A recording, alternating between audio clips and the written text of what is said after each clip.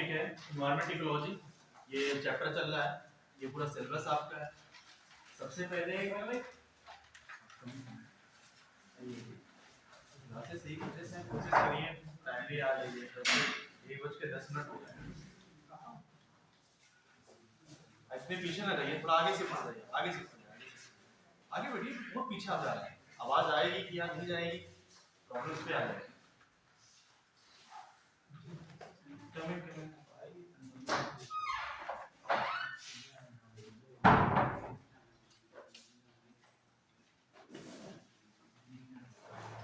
चले देखिए, एग्जाम में आपका यूपीपीसीएस और यूपीएससी। यूपीपीसीएस मोस्टली 14 में, ठीक है, ये 28 में, और अभी हाल फिलहाल में शायद न्यूज में चर्चा में है, ऑप्शनल घट रहा है, ठीक है। यूपीपीसीएस और यूपीपीसीएस में दो चीज का वेटेज बहुत ज्यादा है। एक तो करंट अफेयर्स का वेटेज ज्यादा है, दूसरा एनवायरमेंट इकोलॉजी का भी वेटेज इसमें टाइम बाय टाइम बढ़ता हुआ चला जाता है। क्योंकि हमेशा क्वेश्चन क्या होते हैं कि आजकल ट्रेडिशनल बेस तो आते ही आते हैं, उनके एक लिमिटेड दायरे है कि 60 से 70 क्वेश्चन 80 क्वेश्चन वो डाले जाएंगे। लेकिन क्या है कि डायनामिक क्वेश्चन पे ज्यादा फोकस हो रहा है कि जाहिर सी बात है कुछ चीजें आप डायनामिकली आप कैसे उसे हैंडल करते हो। क्योंकि प्रॉब्लम हमारे यहाँ पे एनवायरनमेंट में, इकोलॉजी में प्रॉब्लम क्रिएट हो रही है। जो जो चीजें हम यूज कर रहे हैं आज उनसे ये प्रॉब्लम हो रही है, तुम प्रॉब्लम को, समस्याओं का समाधान कैसे करोगे, उसे पूरी तरह से इरेडिकेट कैसे करोगे, और उसके बाद आप क्या सोल्यूशन दोगे, ठीक है, आपका क्या कंक्लूजन होगा, क्या सोल्यूशन होगा, आपके दिमाग में क्या चल रहा है। क्योंकि प्री तो हम बताएंगे, प्री बेस फैक्चुअल प्लस उसके कॉन्सेप्ट प्लस उसका ऑब्जेक्टिव, लेकिन आपका भी कुछ ऑब्जर्वेशन, कुछ एनालिसिस होगा उसके पढ़ने के बाद जो चीज आप बताओ, ठीक है। तो इसी बेस पे हम एनवायरमेंट इकोलॉजी पढ़ेंगे। सबसे पहला हमारा एनवायरमेंट इकोलॉजी पढ़ने का बेस यही होगा कि हम कितना चीज को सोच पा रहे हैं।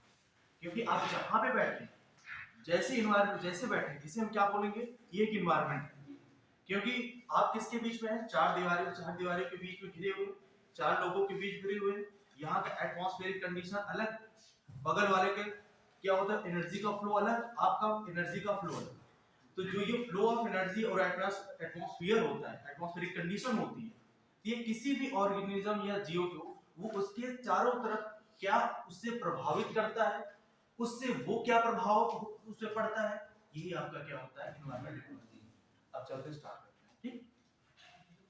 ये मोटा मोटा एक ओवरव्यू था ड्राफ्ट का, मतलब हम क्या डिस्कस करने वाले हैं, ठीक है।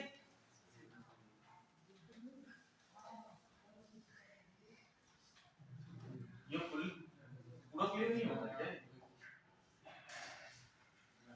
पहले चलते हैं इकोलॉजी।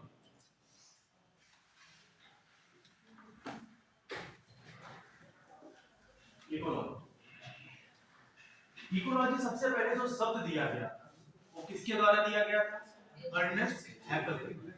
इकोलॉजी जो वर्ड था ये सबसे पहले, अब लिखते चलिए क्योंकि पॉइंट टू पॉइंट नोट्स हम बनाते चलेंगे, क्योंकि फिर बाद में क्या होगा, एक एक आप पॉइंट हम लिखेंगे, वो उस पॉइंट का एक्सप्लेनेशन देते चलेंगे, उस बारे में वो शब्द आपको क्या कहना चाहते हैं ये माइंड में आपको फीड होना चाहिए, ठीक है। इकोलॉजी जो शब्द है वो सबसे पहले कौन दिया था, अर्नेस्ट हैकेल ने दिया, ये वर्ड दिया गया था अर्नेस्ट हैकेल।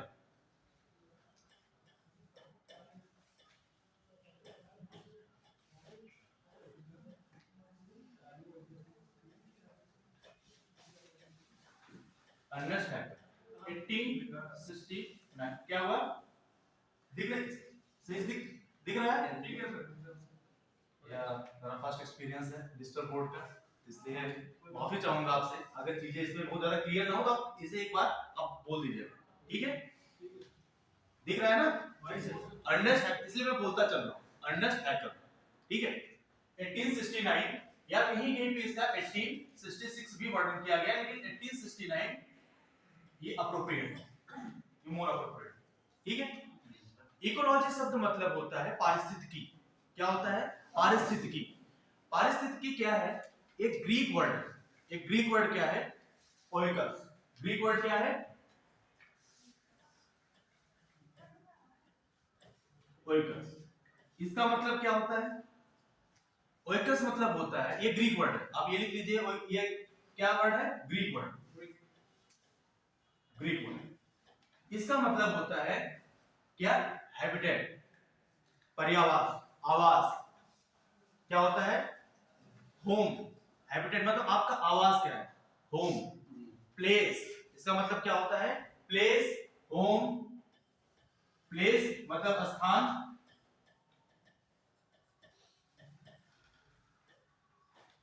दूसरा, या होम, किसका होम? नेचर का। किसका होम? प्रकृति का, नेचर का। किसका होम? सर जी इंग्लिश में ही पढ़ाया है। नहीं हिंदी। तो सर ये तो समझ में नहीं आ रहा। नहीं हमसे मैं बोला ना, ओइकस एक वर्ड है, ओइकस। अब ये शब्द ही, इसका हिंदी कोई रूपांतर नहीं है। नहीं सर हिंदी में सर बताएं। सर जी बताएं, हिंदी में बता तो हिंदी में ही रहे, बाकी इंग्लिश में जिस तरह व्याकरण लिखा है था वो सर लिख दीजिए। हाँ, वैसे सर समझ में तो नहीं आएगा। नहीं मैं लिखा ना प्लेस, इसका मतलब हाँ स्थान। सर प्लेस पता तो है ही है। हाँ, इसका मतलब होम। होम मतलब घर। सर जी ये तो सही है। ठीक, जी जी जी वही तो हम कर रहे हैं। सर। वैसे दोनों लैंग्वेज में हम आपको बताते हाँ हैं। नहीं सर वो तो सही दोनों। अच्छा पहले आप ये बताइए, इंग्लिश मीडियम वाले कितने? हिंदी मीडियम, इंग्लिश मीडियम वाले पहले बताइए। हाँ हिंदी मीडियम कितने हैं? सर टोटल हिंदी में ठीक है सर, ताकि समझ में आए कैसे लिखा है।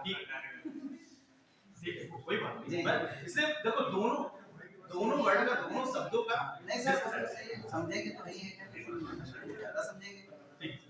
आगे चले। जी सर। हाँ जी। ओइकस मतलब होता है कि स्थान, होम, किसका होम? किसका घर? नेचर का। किसका? नेचर का। किसका घर? नेचर का। नेचर मतलब प्रकृति का। नेचर मतलब प्रकृति का घर। ठीक है। लोगस मतलब क्या होता है? लोगस मतलब होता है स्टडी, अध्ययन। लोगस मतलब क्या होता है? स्टडी, अध्ययन। लोगस मींस क्या होता है? स्टडी या अध्ययन। अध्ययन। अब अगर इन दोनों वर्डों को, ये कैसे वर्ड है? ग्रीक वर्ड है। कैसे वर्ड है? ग्रीक। अगर इन दोनों को अगर मिला दिया जाए तो हम क्या निकल के आएगा? प्रकृति के आवास का अध्ययन। क्या है? इकोलॉजी, पारिस्थितिकी। क्या हुआ? इस दोनों वर्ड को मिलाने से क्या निकल के आया? कि प्रकृति के आवास का ही अध्ययन क्या कहलाता है? आपका पारिस्थितिकी कहलाता है। ठीक है, अब सही लग रहा है ना आपको? मतलब कोई इंग्लिश वर्ड ऐसा यूज नहीं हो रहा है। ठीक है। अगर वैसे इकोलॉजी क्या होता है? पारिस्थितिकी क्या होता है? कोई भी ऑर्गेनिज्म है, मतलब कोई भी जीव है। जीव कोई हो सकता है, हम हो सकते हैं, आप हो सकते हैं, या कोई एक छोटा सा कोई भी कीड़ा हो सकता है, वो एक जीव। कोई भी जीव अगर अपने आसपास के क्षेत्रों से जो प्रभावित होता है, उनके बीच वैज्ञानिक संबंध क्या है? क्या होता है? और आगे पॉइंट लिखते चले कि कोई भी ऑर्गेनिज्म है, कोई भी जीव है,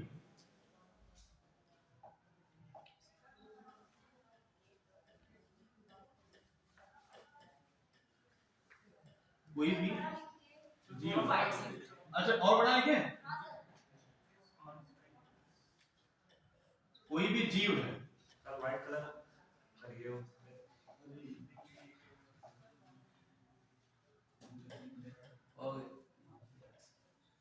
अब दिख रहा है?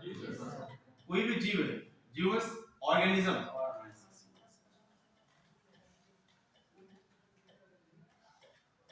कोई भी जीव ऑर्गेनिज्म है, ये अपने आसपास के क्षेत्रों से कैसे प्रभावित होता है, उनके बीच कैसा इंटरेक्शन है, और उनके बीच कैसा वैज्ञानिक संबंध है। ये क्या बताता है? पारिस्थितिकी के बारे में उल्लेख करता है, पारिस्थितिकी के बारे में वर्णन करता है। तो आप क्या लिखेंगे? कोई भी जीव क्या होता है? किसका वैज्ञानिक अध्ययन?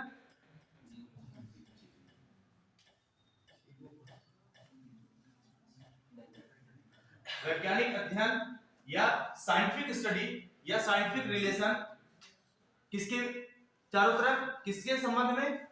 पर्यावरण या किसी कोई भी लिविंग मींस कोई भी सजीव से, कोई भी निर्जीव से उनका क्या अध्ययन होता है, यही होता है पारिस्थितिकी।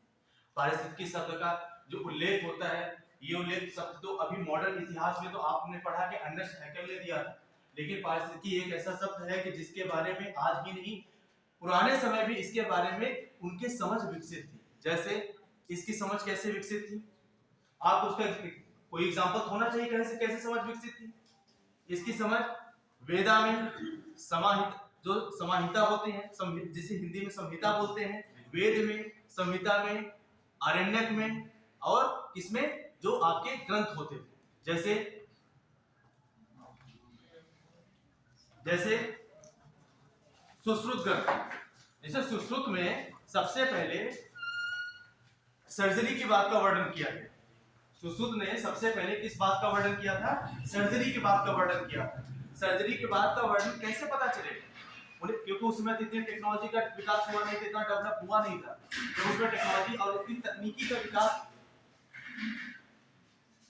तो उसमें इतनी तकनीकी और टेक्नोलॉजी का डेवलपमेंट नहीं हुआ था। आपके लिए वो अगर सर्जरी की व्यवस्था कर रहे हैं, विकास कर रहे हैं, बता रहे हैं उसके बारे में, इसका मतलब है कि उन्हें किसकी समझ अच्छी थी, प्लांट और एनिमल इकोलॉजी की। मींस जो भी पौधे होते हैं और जो भी जानवर होते हैं उनके पारिस्थितिकी के बारे में अच्छी समझ थी। तो आप इसे कैसे लिख सकते हो, या इसे नोट डाउन कर सकते हो कि आप जो इकोलॉजी जो शब्द होता है, जो पारिस्थितिकी चीजें हैं, ये आज से नहीं, इसके बारे में जो समझ थी, कैसे लिख लो, मैं बोल रहा हूं कि इकोलॉजी पारिस्थितिकी के बारे में समझ प्राचीन समय से भी है। पारिस्थितिकी के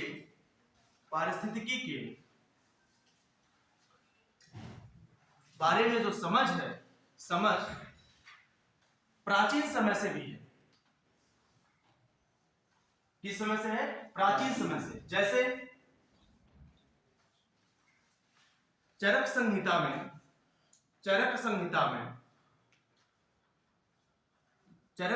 में मेडिसिन का वर्णन किया गया, मेडिसिन का, दवाओं का वर्णन किया गया, और उसी में यह बात कही गई है, एयर मीन्स वायु, लैंड मतलब भूमि, वाटर मीन्स पानी, ये क्या होते हैं, किसी भी, क्या हुआ सर जी, केवल सर जी मीनिंग ना बताएं आप। अरे सो दोनों इतना इंटरप्शन आपको बताएं सर, आप इतना इंटरप्शन कर रहे, क्लास चल रही थी जिसमें दोनों बच्चे बैठे हुए हैं, क्यों इतना इंटरप्शन आपको लगातार। देखो आपको अगर जो चीजें न समझ में उसका इंटरप्शन आप करिए, बात मैटर वहां पे। तो चीजें अगर आपको जैसे बन ही नहीं रहा टॉपिक सर, मैं किसी से पूछ लीजिए सर क्या लिखे हैं, कोई बताएं, कोई बताएं क्या लिखे हैं सर, बताएं कोई, बताओ कोई बताओ क्या लिखे हो सर। आप नहीं आप इस अभी से रिकॉर्डिंग थोड़ा बंद करो। तो ऑर्गेनिज्म क्या होगा, आपको क्या पढ़ा रहे थे हम, इकोलॉजी। इकोलॉजी क्या होता है, कोई भी जो जीव होता है, जीव का दूसरे जीव के साथ, अपने आपसी पर्यावरण के साथ कैसा उनका वैज्ञानिक संबंध होता है। क्योंकि आप जब कभी भी उसके डिफिनेशन में लिखेंगे या समझाएंगे तो ये बात लिखेंगे कि उनका बीच में कैसा होता है, वैज्ञानिक संबंध होता है, साइंटिफिक रिलेशन होता है। कैसा होता है, साइंटिफिक रिलेशन होता है। क्योंकि आप खुद सोच के देखिए, कोई भी एनवायरनमेंट होता है, कोई भी इकोलॉजी, कोई भी परिस्थितिकी होती है, वो क्या होती है, किससे प्रभावित ज्यादा होती है, वो सबसे ज्यादा प्रभावित होती है क्लाइमेट से। किससे प्रभावित होती है, क्लाइमेट से, जलवायु से। जलवायु से कैसे प्रभावित होती है, जलवायु से। आपको मैंने पहले ही डेमो क्लास में ये बता चुका था कि अगर कहीं भी किसी भी, अगर वहां पे जो क्या होता है, वर्षा की जो प्रभावशीलता होती है, हमेशा आपने कोपेन के क्लासिफिकेशन का हम शब्दों का यूज करते हुए बताए थे। अगर वर्षा की, उन्होंने सबसे ज्यादा क्लाइमेट जब क्लासिफिकेशन कर रहे थे, वो इसी बात पे ध्यान दिए थे कि वर्षा की जो प्रभावशीलता होती है वो वनस्पति के अलग अलग विकास के लिए इंपॉर्टेंट होती है। अगर आप ये सोचिए कि अगर आप रेगिस्तान में हैं, तो रेगिस्तान आप बहुत आसानी से सोचिए, कोई इस पे रॉकेट साइंस नहीं लगानी। आप अगर रेगिस्तान में हैं, आपको वहां पे किसकी कमी मिलेगी, पानी की कमी मिलेगी।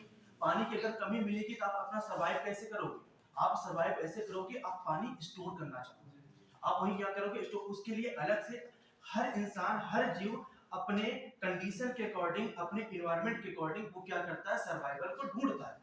जैसे अब उसी सर्वाइवल में उसी टाइप से उसका विकास होता है। जैसे अगर हम साउथ में रहते तो हमारी जो स्किन होती है वो काली होती है, लेकिन जैसे हम ठंड प्रदेशों में जाते हैं हमारी स्किन क्या होती है, गोरी होने लगती है। ठीक है, काली होती है कि मेलेनिन एक पिगमेंट होता है, उसका सिक्रेशन बहुत ज्यादा होता है क्योंकि सूर्य की रोशनी पड़ने की वजह से।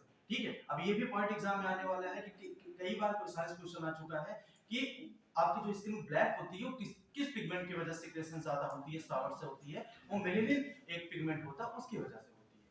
अब इसी वजह से सेम ऐसे ही क्या होता है कि पारिस्थितिकियों का भी विकास होता है कि अगर जहां पे आप देखोगे, आप रेगिस्तान में आप बहुत आराम से सोचिए कि वहां पे कैसे होंगे, कटीले वृक्ष होंगे, कैसे होंगे, कटीली झाड़ियां होंगी, वृक्ष होंगे, उनके जो रूट्स होंगे वो क्या होंगे, आप लिखते रहिए कि अगर रेगिस्तान जो हम बोल रहे हैं उसे थोड़ा थोड़ा नोट डाउन करते रहिए कि आप जो रेगिस्तान की जो जलवायु होती है, रेगिस्तान की जलवायु में क्या होता है कि वहां पे कटीली झाड़ियां का विकास होता है। कटीली झाड़ियों का विकास होता है, ऐसा क्यों होता है कि जो पानी उनके पास जो रिस्टोर होता है, जो मिलता है, उससे क्या हो, कटीली होने की वजह से, नुकीली होने की वजह से उनका इवेपोरेशन जो होता है वो कम होता है, ज्यादा इवेपोरेशन न होने पर। और उनकी जो जड़ें होती हैं वो बहुत क्या होती है, लॉन्ग रूट होती है, लंबी होती है। क्या होती है, लंबे होती है, वो नीचे तक चली गई होती है। देखोगे छोटे छोटे ऊपर वृक्ष दिखते होंगे निकुली, लेकिन आप उसे अगर उखाड़ते हो तो उनकी रूट कितनी होती है, लंबी होती है। ऐसा क्यों होता है, वो पानी और मिनरल की तलाश में क्या होती है, बहुत लंबी होती है, तो उसी हिसाब से अपना सर्वाइवल जीती है।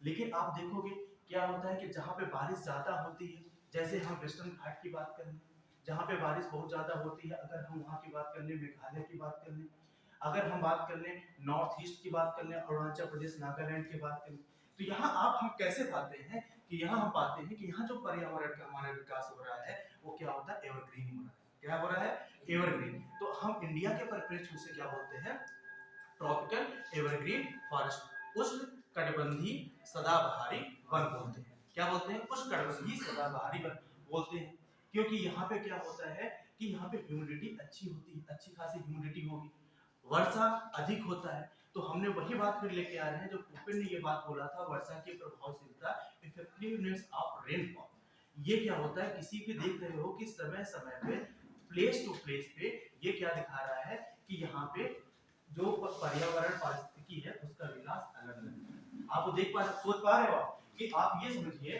कि आपका ये सिक्किम का रीजन है, ठीक है,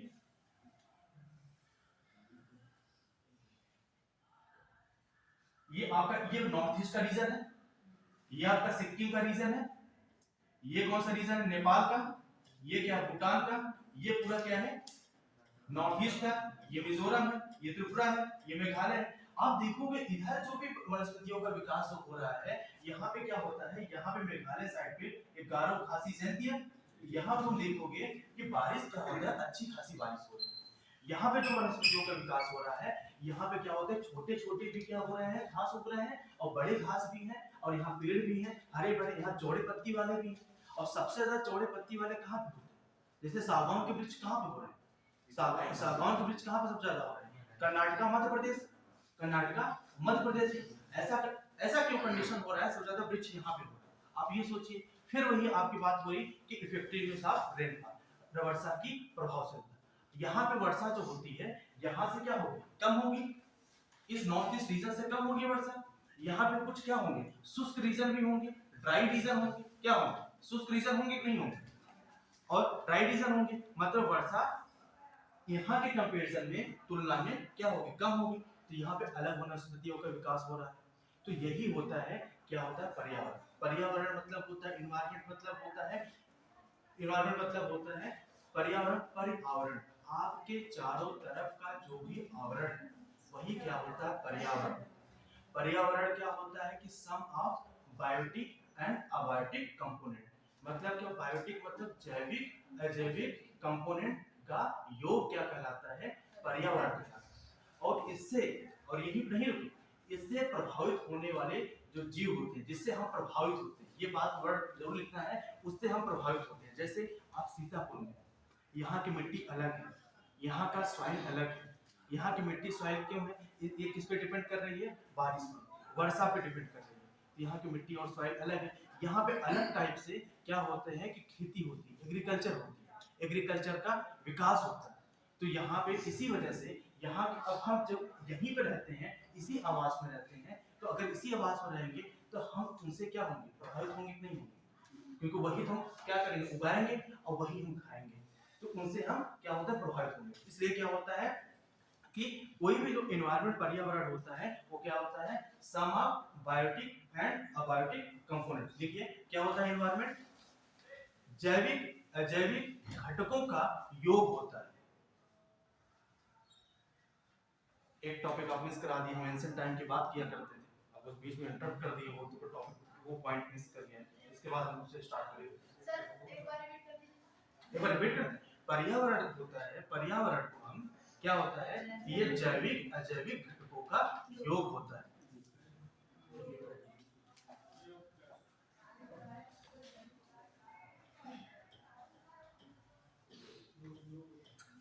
पर्यावरण क्या होता है, जैविक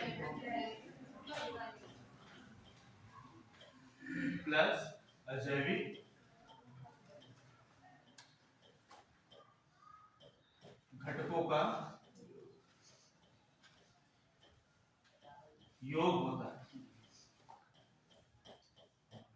ये हैबिट बन जाएगी लिखने की, अभी फर्स्ट टाइम योग होता है, जिससे हम प्रभावित होते हैं, जिससे कोई भी जीव, ये वर्ड देखो हमने लिखा, जिससे कोई भी जीव प्रभावित होता है, इससे इनसे प्रभावित होता है। पर्यावरण क्या है, जैविक अजैविक। अब आप बोलोगे कि जैविक क्या है, अजैविक क्या है, इसे अभी एक मिनट में पॉज करते हैं, जो पीछे का टॉपिक छूटा था वो हम क्लियर कंप्लीट कर देंगे, कर दें। ठीक, हम ये बता रहे थे कि जो एनिमल इकोलॉजी, एनिमल मतलब जानवर पारिस्थितिकी, प्लांट इकोलॉजी मतलब पौधे की पारिस्थितिकी, इसके बारे में जो समझ थी वो प्राचीन काल से ही थी। जैसे मैं उसके बारे में क्या लिखा रहा था कि चरक संहिता के बारे में बताया, अगर समझना होती तो वो एनवायरनमेंट की, अगर पर्यावरण की अच्छी समझ ना होती तो वो कैसे दवाओं का निर्माण करते, क्यों ना, कैसे कर पाते, क्योंकि उस समय तो तकनीकी का इतना विकास तो नहीं था, तकनीकी का विकास नहीं था, फिर भी हम दवाएं आयुर्वेदिक अगर बनाते हैं तो किसका यूज करते हैं, अगर जब तक हमें प्लांट की पौधे की समझ नहीं है तब तक हम आयुर्वेदिक दवाएं बना पाएंगे, एकदम नहीं बना पाएंगे। तो अब यहाँ ये क्या दिखाता है कि उस समय भी लोगों को प्लांट और एनिमल इकोलॉजी की अच्छी समझ थी, मतलब कि पौधे की पारिस्थितिकी और जानवरों की पारिस्थितिकी के बारे में अच्छी समझ थी। जैसे एग्जांपल में आपको लिखवाया चरक संहिता, चरक संहिता में दवाओं का वर्णन किया गया है, और चरक संहिता में ये बोला गया है कि लोगों को जीवन के लिए किसकी जरूरत होती है, एयर, लैंड, वाटर की ज्यादा जरूरत होती है, महत्वपूर्ण इंपॉर्टेंट होते हैं किसी भी इंसान के पर्यावास के लिए, जीवन के लिए। अगर ये प्रॉब्लम आती है, अगर इसमें कोई भी समस्या होती है तो उनके स्वास्थ्य के लिए ये क्या होते हैं, हानिकारक होते हैं। ठीक, अब आगे देखो, जैसे दूसरा पॉइंट क्या था एग्जांपल में कि आप कैसे शो करेंगे कि उन्हें प्लांट इकोलॉजी और एनिमल इकोलॉजी की अच्छी समझ थी। दूसरा पॉइंट क्या देंगे, स्रोत टेक्स्ट, स्रोत संहिता में क्या लिखा गया है, उन्होंने दिया था सर्जिकल, मतलब सर्जरी के बारे में उन्होंने वर्णन किया, सर्जरी सर्जरी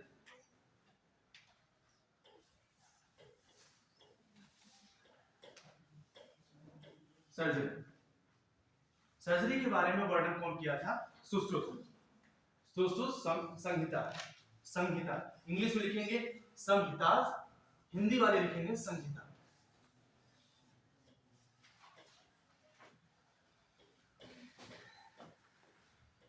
संहिता इंग्लिश में लिखेंगे संहिता।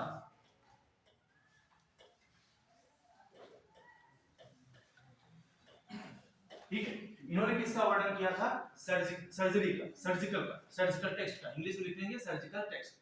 ठीक है, इन्होंने ये वर्णन की तभी तो कर पाए सर्जरी के बारे में जब तक इन्हें क्या होता है, प्लांट और एनिमल इकोलॉजी की समझ अच्छी थी। ठीक, अब आगे पॉइंट चलते हैं। ठीक है, अब किसके हम क्या अभी क्या पढ़ा रहे थे, जैविक और अजैविक, जैविक, हाँ जैविक। अब आगे आइए,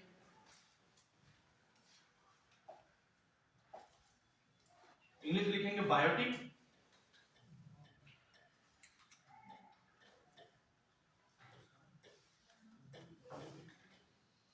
जैविक प्लस अजैविक, अजैविक अबायोटिक।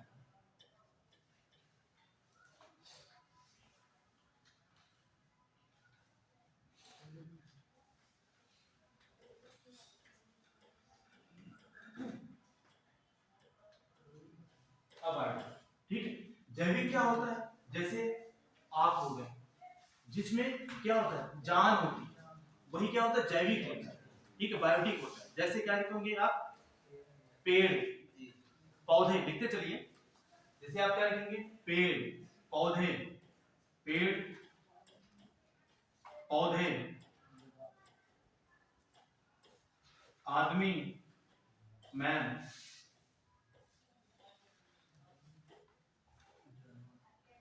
क्या, अच्छा हाँ, जानवर, जानवर कोई भी जानवर, कोई भी जानवर, जानवर। जैसे पैरासाइट, अब बता रहे पैरासाइट क्या होता है, परजीवी, परजीवी पैरासाइट।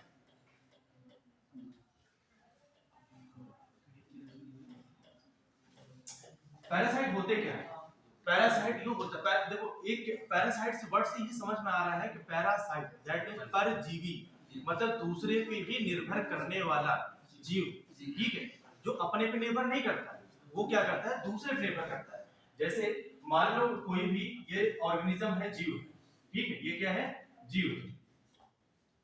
इस जीव को क्या चाहिए है, ये खुद जो पैरासाइट होता है खुद भोजन नहीं बना पाता, ठीक। आप खुद भोजन बना पाते हो? नहीं बना पाते हो। आप किस पे निर्भर करते हो? आप प्राइमरी प्रोडक्ट, मतलब जो उत्पादकता होती है, ठीक है, जो प्रोडक्शन करता है, जैसे घास पे, ठीक है, ये सब क्या होते हैं, जैसे पेड़ पौधे हो, आप इस पे डिपेंड करते हो, जो खुद अपना भोजन बनाते हैं तुम उन पे डिपेंड करते हो। पैरासाइट वही होता है, जीव होता है, ये क्या होता है कि किस पे निर्भर करता है, किसके लिए, अपने भोजन के लिए दूसरे पे निर्भर करता है। वो क्या करता है, कोई भी होस्ट, होस्ट मतलब होता है एक वर्ड समझा, ये जीव है, ये किस पे निर्भर करेगा, होस्ट पे, किस पे, होस्ट। होस्ट मतलब कि जिस पे कोई भी ऐसा, ये किसी भी ऐसे जीव पे, होस्ट मतलब कोई भी जीव हो सकता है, ये कोई जीव है, वो किसी पे क्या होता है, किसी जीव पे वो निर्भर करेगा, किसके लिए निर्भर करेगा, फूड के लिए, किसके लिए, फूड के लिए। जैसे क्या होता है, अमरबेल होता है पैरासाइट में, जैसे कैसे होंगे, होंगे अमरबेल होंगे। फीता क्रीम होता है, जिसे टेपवार्म बोलते हैं, क्या बोलते हैं, फीता क्रीम। ये क्या किस पे निर्भर करेगा, किसी होस्ट पे। होस्ट मतलब ये होस्ट कोई कुछ हो सकता है, होस्ट में क्या हो सकता है, ये किसी पेड़ पर निर्भर करे फूड अपने भोजन ग्रहण के लिए, या किसी जानवर पर निर्भर करे,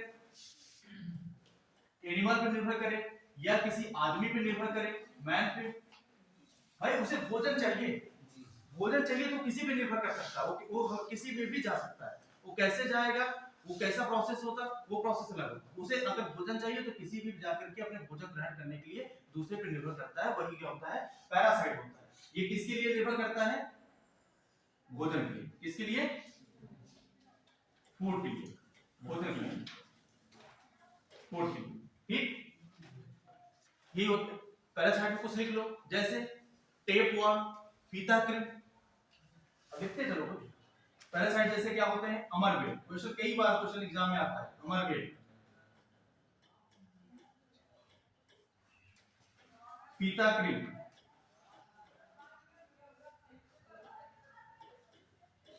इंग्लिश लिखोगे टेपवर्म,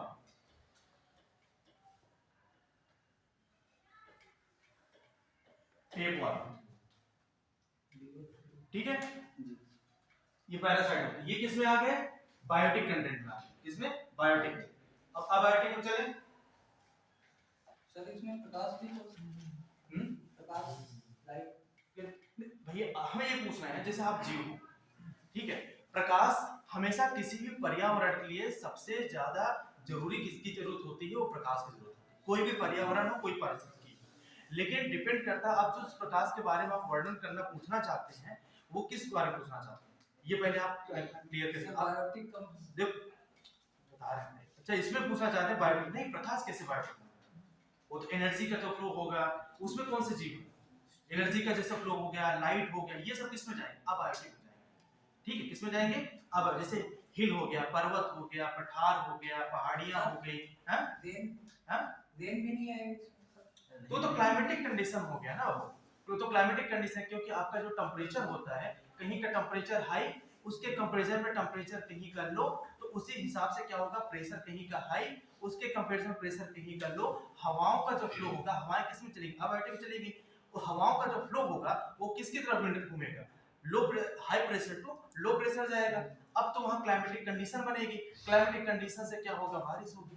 ठीक है कॉन्सेप्ट, ठीक, आगे चले, क्लियर हो गया? हाँ जुआ किस में आता हाँ है? जुआ लीचेस, हाँ बायोटिक पैरासाइट होगा वो पैरासाइट एकदम होगा, क्योंकि आपको आपके सर में जो जुआ पाई जाती है, लीचेस पाई जाती है, वो उन्हें भोजन खास मिलेगा, ब्लड आपको लेती है, वो ब्लड चूसती है, वो आप क्या होंगे, उनके लिए आप क्या बन गए, होस्ट बन गए, आप क्या बन गए, होस्ट बन गए। और उन्हें क्या मिल रहा है उससे, भोजन, न्यूट्रिशन, जो पौष्टिक भोजन होते हैं, न्यूट्रिशियस फूड्स होते हैं, उन्हें उससे मिल रहा है जिससे वो जीवित रह सके। जैसे एक हिसाब से बोला जाए, आप भी पैरासाइट। अब पैरासाइट को यहां पे एक चीज क्लियर कर दें, अगर क्लियर नहीं हो रही है, आप ही पैरासाइट हो।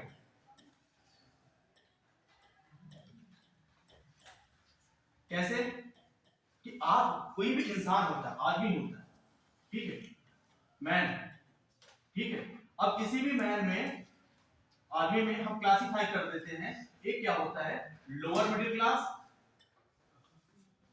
लोअर मिडिल क्लास, एक क्लासिफाई कर देते हैं अपर मिडिल क्लास, ठीक है, अपर मिडिल क्लास। अब ये दो क्लास है आदमी में, ठीक, सपोज मान लो ये दो क्लासेस है। लोअर मिडिल क्लास को क्या चाहिए है, रोजगार, क्या चाहिए है, रोजगार, इसे चाहिए भैया क्या, रोजगार, अपनी रोटी रोजी चलाने के लिए रोजगार चाहिए। अब इस रोजगार के चक्कर में वो किसके घर पे काम करता है, अपर मिडिल क्लास के घर पे काम करता है, या उनके द्वारा बनाए गए किसी भी कंपनी में काम करता है, ठीक है। तो अब हम क्या हो गए, हम किस पे निर्भर हो रहे हैं, अपने भोजन, अपने टमी को फुल करने के लिए, पेट को भरने के लिए, अपने परिवार को पालने के लिए हम किस पे निर्भर हो रहे हैं, एक परिवार किसी दूसरे परिवार पे क्या हो रहा है, निर्भर हो रहा है। तो इस परिप्रेक्ष्य में क्या बोलोगे, जो निर्भर वाला परिवार है वो क्या हो गया, पैरासाइट हो गया। और ये पूरे इन्वायरमेंट, पूरे ये जितना स्ट्रक्चर वर्ड चल रहा है ना, ये सब उसी चल रहा है, सब उसी पे पैरासाइट। आप हटोगे, आपको रिप्लेस करके कोई और आ जाएगा। जैसे ये यहाँ पे रोजगार पा रहा था, एक समय आया कि इसके में लोअर क्लास में किसी भी बंदे के, किसी भी बच्चे के मन में क्या हुआ कि माइंड का विकास हो गया, वो अपनी कंपनी स्टैब्लिश कर दी, अब वो रोजगार देने लगा। अब अगर मान लो ये अपलिफ्ट कर गया और इसके बाद ये रिच हो गया, रिच होके तो किसी न किसी को रोजगार देगा, कोई ना कोई इसके यहाँ काम करने आएगा। अब जो काम करने आएगा वो क्या कहलाएगा, पैरासाइट हो गया। अब ये क्या कहलाएंगे, ये होस्ट हो गया। बात समझ आ रही क्लियर? तो इसलिए कोई भी इंसान, कोई भी जीव जो होता है, हम यहाँ पे इस साइंटिफिक टर्म में हमको बात बताए कि जैसे टेप, जैसे अमरवेल, ये साइंटिफिक टर्म कि मतलब ये जो होते हैं, ये क्या होते हैं, पैरासाइट होते हैं, ठीक है। और हम भी पैरासाइट हैं, कोई इससे जरूरी नहीं हम पैरासाइट नहीं है, हम भी पैरासाइट ही हैं, क्योंकि हम भी किसी दूसरे के ऊपर निर्भर रह करके अपने भोजन का ग्रहण करते हैं। ठीक, क्लियर है? अब जो टेप वन होता है,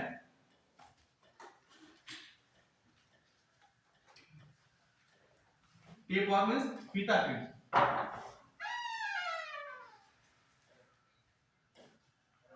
फीता कीट ये क्या होता है, ये पत्ता गोभी आप देखते हो, पत्ता गोभी में जो कीड़े पाए जाते हैं वो भी टेप वन होते हैं। ये जो जानवर होते हैं, जानवर को जो मल में पाए जाते हैं वो भी क्या होते हैं, टेप वन होते हैं। और एक बात और, जैविक घटक में एक चीज और लिख लो, डिकम्पोजर। अब घटक इंग्लिश वाले लिखेंगे डिकम्पोजर, हिंदी वाले लिखेंगे अपघटक, बायोटिक कंपोनेंट। अब घटक भी क्या आते हैं, किसके अंदर आते हैं, बायोटिक में आते हैं।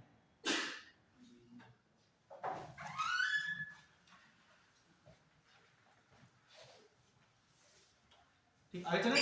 जो फीता क्रीम होता है, हाँ इसे क्या कहते हैं, जो फीता क्रीम होता है, ये क्या होता है कि जब आप पत्ता गोभी खाते हो और खा करके वो आपके कहाँ पे चले जाते हैं, पेट में चले जाते हैं, स्टमक में चले जाते हैं, और ये आपको हार्म में पहुंचा सकते हैं, डिसीज भी इनसे होती है। अब ये ब्लड के माध्यम से फिर कहाँ जाएंगे, आपके ब्रेन में जाएंगे। कहाँ पे जाएंगे? ब्रेन में जाएंगे। इससे एक डिसीज होती है, उस डिसीज का नाम होता है टेनियासिस डिसीज। लिख लो, इससे कौन सा डिसीज होती है? Taeniasis disease.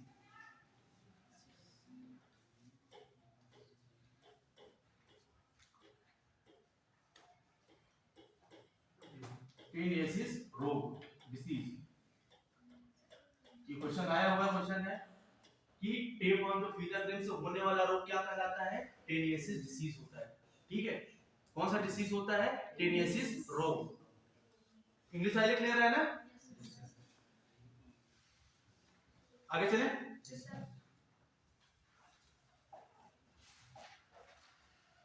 हमने बताया एक वर्ड डिकम्पोजर, अब ये भी यही समझाते चले। डिकम्पोजर। अब घटक क्या होते हैं?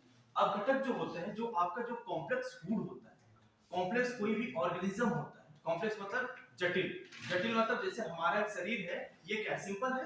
नहीं भाई, ये सिंपल कैसे है? इसमें दो हाथें हैं, आपके दो आंख है, एक नाक है, दो कान है, मुंह है, इतने इतने पता अनकाउंटेबल हेयर है, बाल है। ठीक है, अनकाउंटेबल अंदर कितने, इसमें ब्लड के अंदर अंदर कितने पार्टिकल्स हैं उनके, क्योंकि विस्कस होता है ब्लड, उसमें प्लाज्मा होता है, प्लाज्मा होता है ना, 50 to 55% क्या होता है? प्लाज्मा होता है। तो ये क्या है? कॉम्प्लेक्स बॉडी है। इस कॉम्प्लेक्स बॉडी को जो क्या करता है? सिंप्लेक्स फॉर्म में कन्वर्ट कर देता है। मतलब जटिल किसी भी अवस्था को जटिल अवस्था से वो साधारण अवस्था में जो कन्वर्ट करता है वो क्या होता है? डिकम्पोजर। डिकम्पोजर मतलब क्या? कंपोज मतलब क्या? इकट्ठा। डिकम्पोजर मतलब क्या? उसे क्लस्टर में डिवाइड करना, तोड़ना, तो वही क्या होता है? डिकम्पोजर।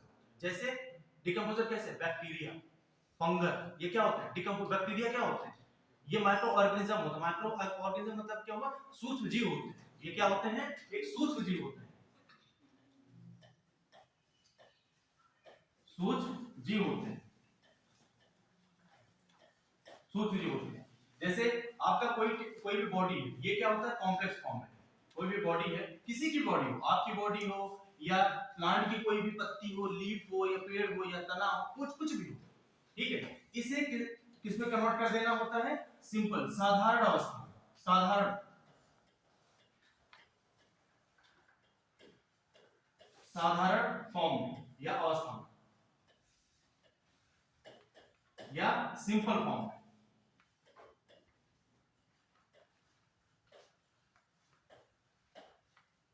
सिंपल फॉर्म, ठीक है। ये बॉडी कैसी है? कैसा फॉर्म है? जटिल अवस्था। कैसी अवस्था है? जटिल अवस्था, कॉम्प्लेक्स फॉर्म,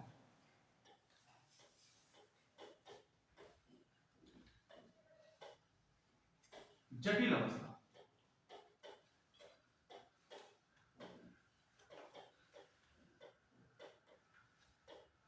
ये जटिल अवस्था। इस जटिल अवस्था को किसमें ये तोड़ता है? साधारण या सिंपल फॉर्म में तोड़ता है। यही क्या होता है? डिकम्पोजर होता है। जैसे अब एग्जांपल, इसका कुछ तो एग्जांपल हमें देना पड़ेगा।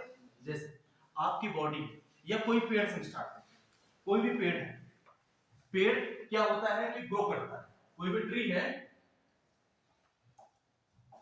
कोई भी पेड़ है, ठीक है,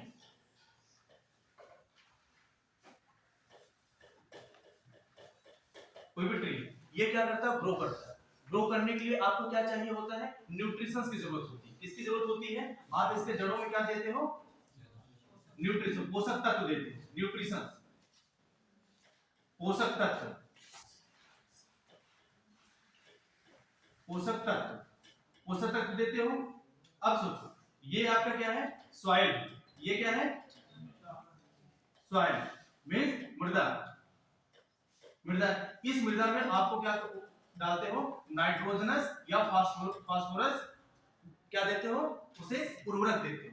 मतलब नाइट्रोजन से संबंधित कोई भी उर्वरक हो या फास्फोरस से संबंधित कोई उर्वरक हो, आप कोई भी मिनरल्स हो, आप उस मिनरल्स को यहाँ पे मृदा में देते हो, जिसकी नीड होती है। और उसके बाद ये क्या होता है? वो ग्रो करता है। ग्रो करने के बाद जब एक टाइम आता है, जिस टाइम पे इसका क्या होगा? डीके होगा। डीके मतलब क्षरण होगा। मतलब ये क्या होगा? मृत अवस्था में होगा, टूटेगा। अब टूट के कुछ दिन जब वो पड़ा है, अब कुछ समय ऐसा आएगा जिसके समय के साथ ये क्या होगा? इस फॉर्म में आएगा भाई, लटकेगा। फिर कुछ समय में आएगा क्या? अब ये पूरी तरह से टूट के गिर चुका है। अब टूट के गिरने के बाद जब इसका विखंडन कौन करे, अब टूट के गिर चुका है, अब ये क्या है, सड़ेगा। सड़ेगा, सड़ना ही क्या हो गया, डिकम्पोज होना। सड़ना ही क्या हो गया, डिकम्पोज होना। ऐसे कोई चीज अपने आप सड़ जाए, पॉलिथीन क्यों नहीं सड़ जाता, ऐसे नहीं कोई चीज सड़ जाए कोई भी। ये क्या है, बायोटिक कंपोनेंट। क्या है, बायोटिक कंपोनेंट। अब बायोटिक कंपोनेंट को किससे सड़ाने के लिए किसकी जरूरत होती है, सूक्ष्म बैक्टीरिया की, सूक्ष्म ऑर्गेनिज्म या सूक्ष्म जीव की। उसे क्या बोलते हैं, माइक्रो ऑर्गेनिज्म होते हैं। वो बैक्टीरिया जो होते हैं वो इन्हें क्या करते हैं, धीरे धीरे सड़ाते हैं और वहीं से उन्हें क्या मिलता है, फूड मिलता है। हमेशा जब ये कॉम्प्लेक्स बॉडी को जब सिंपलेक्स बॉडी में कन्वर्ट कर रहे हैं, देखो यहाँ पे कॉम्प्लेक्स बॉडी है, अब इसे क्या करेंगे, छोटे छोटे टुकड़े में डिवाइड कर देंगे, छोटे छोटे टुकड़े में डिवाइड कर देंगे, बहुत छोटा छोटा टुकड़ा हो जाएगा फिर, ठीक है, बहुत छोटा छोटा। फिर एक समय क्या होगा, कहां पे जाके मिल जाएंगे ये पूरी तरह से, ये क्या बन जाएंगे, ये बन जाएंगे मृदा में। इसमें कन्वर्ट हो गया मृदा में, ये क्या है, सॉइल, मृदा में मिल जाए। तो इस दौरान में क्या हो रहा है,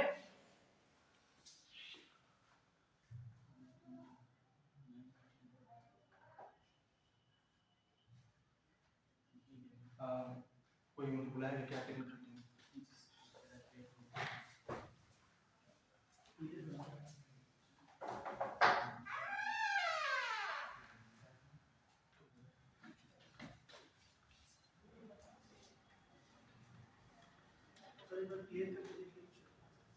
ऐसे ही पढ़ा दीजिए, इसके बाद में नहीं जब एक डायग्राम बनना बहुत जरूरी है। आप अपने कॉपी में डायग्राम बनाते, जैसे जब डायग्राम बना रहे हैं, डायग्राम बनना बहुत जरूरी है। अगर डायग्राम नहीं बनाएंगे, आज आप पढ़ रहे हो, कल का आपके माइंड से, आपके 2 महीने बाद माइंड से गायब हो जाएगा। फिर आप उस पॉइंट को कैसे समझोगे, क्योंकि डायग्राम बना रहे हैं आप बहुत क्लियर, एक बार पेज पलटे नहीं आप क्लियर समझ पाएंगे, क्योंकि ये छोटी छोटी चीजें आगे आने वाले टॉपिक में बहुत यूज होनी है।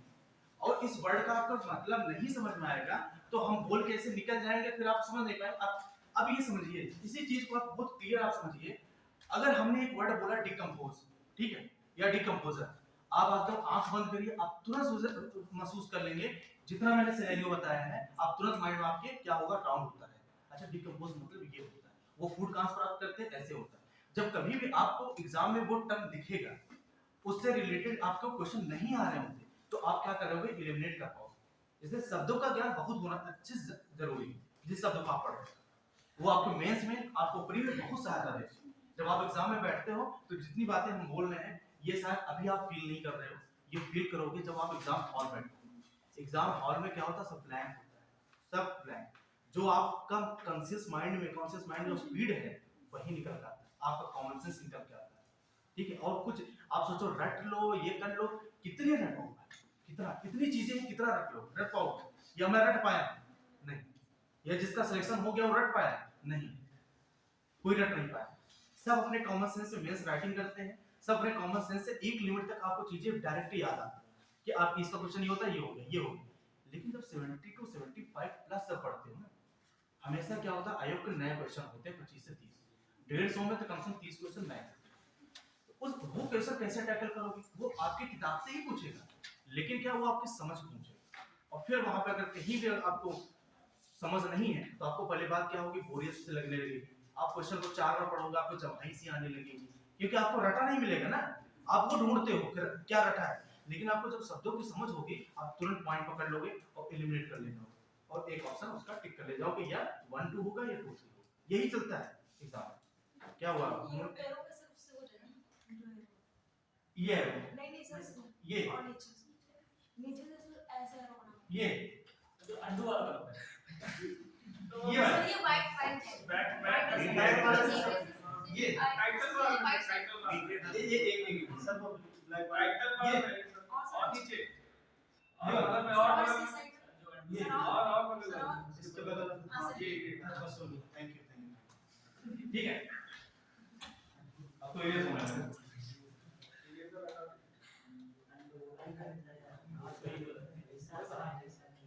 ठीक।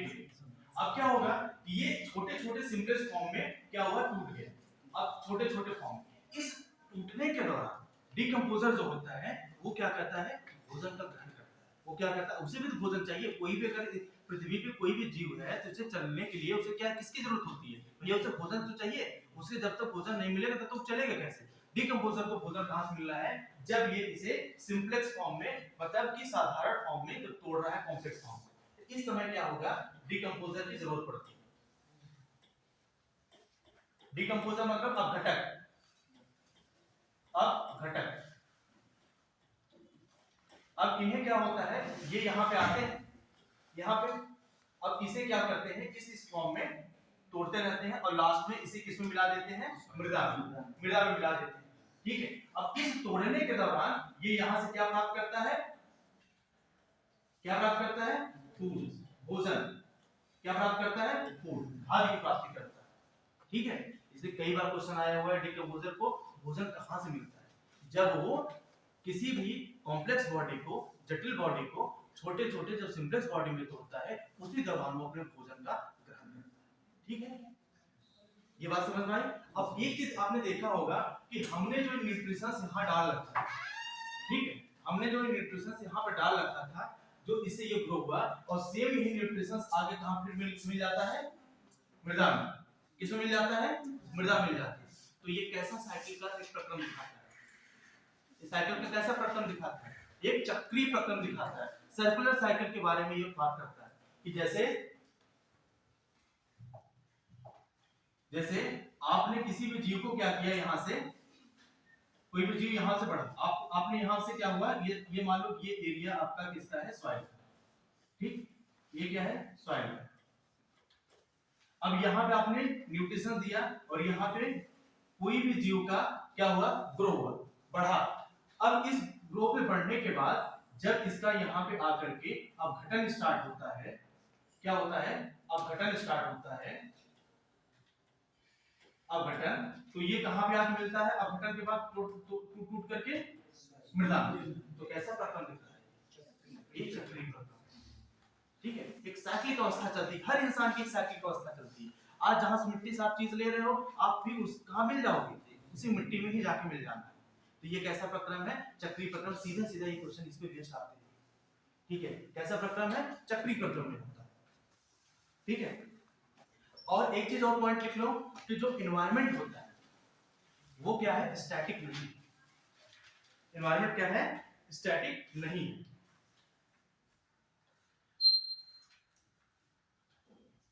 बोल दें द इंग्लिश वाले क्लियर है, the environment are not static, मतलब पर्यावरण स्थिर नहीं है। पर्यावरण स्थिर नहीं है, इसका मतलब क्या होगा भाई? इसका कैसे समझो कि पर्यावरण स्थिर नहीं है? सब अभी पर्यावरण इकोलॉजी की सब टर्मिनोलॉजी चल रही है। ये क्वेश्चन सीधा सीधा आता है कि पर्यावरण क्या है? कि डायनामिक प्रोसेस है? नहीं। सॉरी, स्थिर प्रोसेस है? नहीं। क्या है? डायनामिक है। क्योंकि हर एक पॉइंट पे, हर एक जैसे आप जितने देर, आपको बहुत एकदम सिंपल सा कॉन्सेप्ट है, आप जितनी देर आप बैठे हो, जितनी आपकी एनर्जी बैठने के समय, अब बताओ इस समय एनर्जी कितनी है? क्या बराबर एनर्जी? नहीं। आप क्या कर रहे हो? एनर्जी का लॉस कर रहे हो। तो कैसे स्टैटिक हो? वो हर एक टाइम बाय टाइम, हर एक माइनर सेकंड में वो क्या हो रही है? चेंज हो रही है। तो क्या है एनवायरनमेंट प्रोसेस? क्या है? एक डायनामिक प्रोसेस है, गतिशील अवस्था है। कैसी अवस्था है? गतिशील अवस्था। ये लिख लो। एनवायरनमेंट क्या है? पर्यावरण क्या है? स्थिर नहीं है।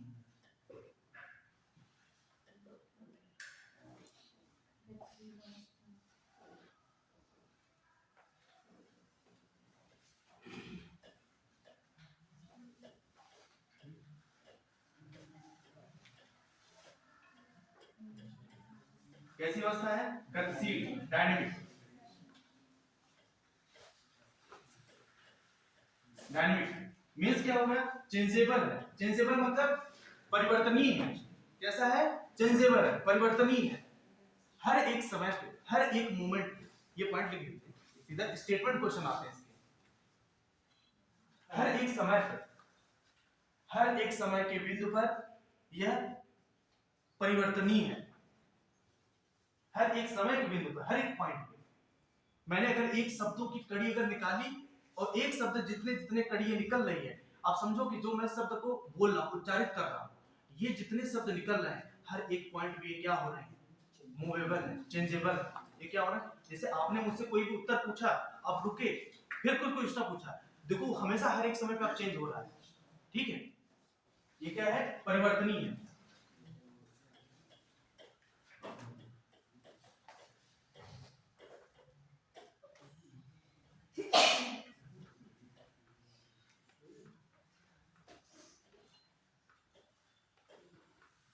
चेंजेबल है, ठीक है। अब आगे चलें कि अब इसका, अब मान लो इस आपको हम तो लेमैन की भाषा में समझा रहे हैं, ठीक है, चेंजेबल है। लेकिन अगर आपको एनवायरनमेंट के टर्म में समझना है तो आप कैसे समझोगे कि जितने भी बायोटिक कंपोनेंट होते हैं, जितने भी बायोटिक कंपोनेंट या अबायोटिक कंपोनेंट होते हैं, वो क्या होते हैं, उनका हर एक टाइम पे, हर एक बिंदु पर वो क्या होते हैं, परिवर्तित होते रहते हैं।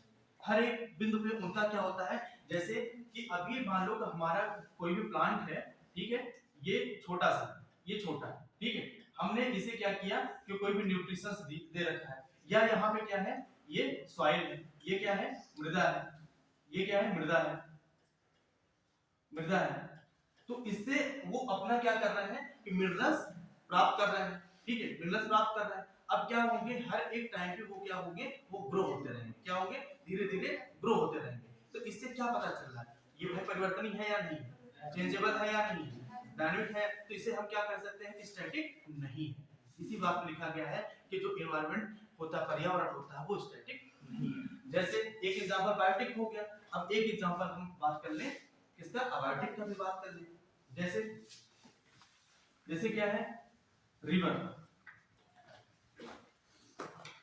नदी, नदी क्या हो रही है, फ्लो हो रही है ना, क्या हो रही है, फ्लो हो रही है। तो फ्लो हो रही है तो भाई वो क्या है, गतिशील अवस्था होगी ना, कैसी अवस्था होगी, वो गतिशील अवस्था होगी। जब गतिशील अवस्था हो गई तो वहां पर कोई ये वर्ड एग्जिस्ट कर रहा है कि नहीं, वो स्टैटिक है, स्थिर अवस्था में नहीं है ना। तो ये दोनों पॉइंट से आपके एनवायरमेंटल पॉइंट से प्रूफ हो रहा है कि एनवायरमेंट क्या हो रहा है, कि ये स्टैटिक प्रोसेस, ठीक है, सॉरी नहीं है, स्टैटिक प्रोसेस नहीं है, डायनामिक अवस्था है, ठीक। इसलिए एक एक पॉइंट आपको लिखाना है, उसका एक्सप्लेनेशन देते चलेगा, ठीक है। अभी आपको अबायोटिक कंपोनेंट दिखाए नहीं थे, नहीं लिखा है, लिखिए abiotic component.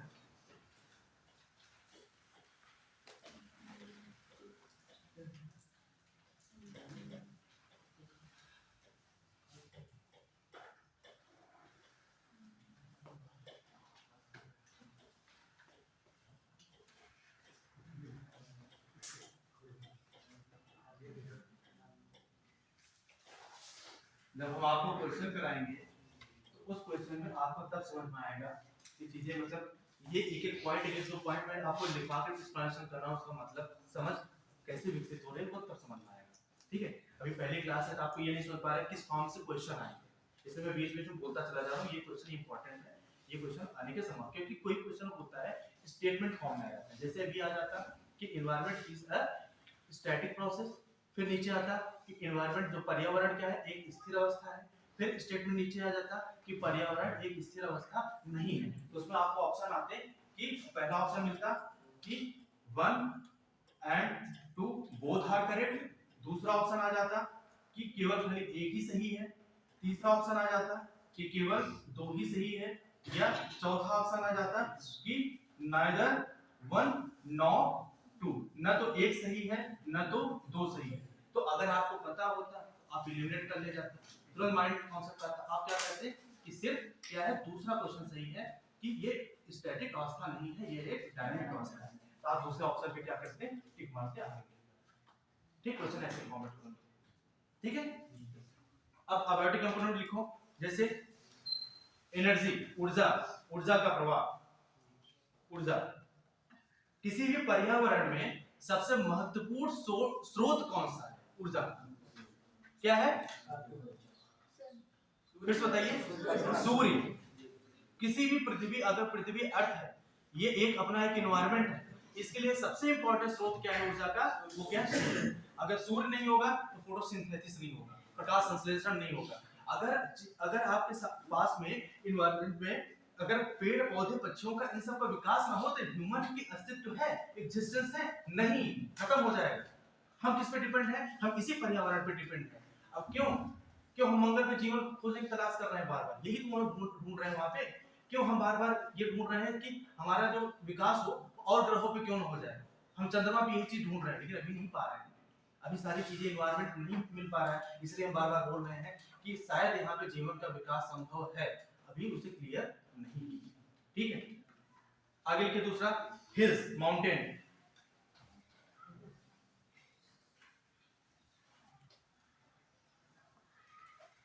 Hills mountain, hills मतलब पहाड़ी, माउंटेन मतलब पर्वत। ठीक है, देखो अब ये भी देखो, ये भी बात प्रूफ कर रही है, पहाड़ी भी क्या होती है, जो अभी नई पहाड़ी, जैसे हिमालय, हिमालय जो पर्वत हो गया, ये क्या है, यंग फोल्डेड माउंटेन है ना, वलित पर्वत है, युवा है, अपने युवा अवस्था में, अभी इसका उत्थान धीरे धीरे हो रहा है। तो यहाँ पे भी ये पॉइंट क्या प्रूफ हो रहा है अबॉर्टिक कंडीशन में, कि भैया एनवायरनमेंट क्या है, एक गतिशील अवस्था बरकरार है। ठीक, आगे चलिए, टेम्परेचर, तापमान,